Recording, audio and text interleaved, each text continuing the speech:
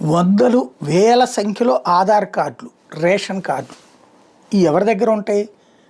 పౌర సరఫరాల శాఖ దగ్గర ఉంటాయి, రెవెన్యూ శాఖ దగ్గర ఉంటాయి. కానీ తృణమూల్ కాంగ్రెస్ కార్యాలయాల దగ్గర ఉన్నాయి. వాళ్ళ సొంత కార్యాలయాలు కూడా కాదు, కమ్యూనిస్టుల నుంచి ఆక్రమించుకున్న కార్యాలయాలు, బీజేపీ నుంచి ఆక్రమించుకున్న కార్యాలయాలు, కాంగ్రెస్ పార్టీ నుంచి ఆక్రమించుకున్న కార్యాలయాలని తమ కార్యాలయాలుగా మార్చేసుకున్నారు, రంగులు వేసుకున్నారు, జెండాలు పాతేశారు.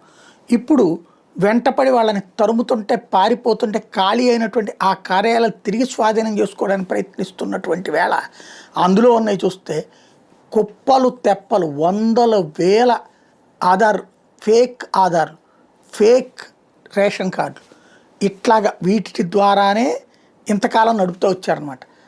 లాంటిది కనుక జరగకపోయి ఉంటే అరాచకాలే జరిగి ఉండే మళ్ళీ.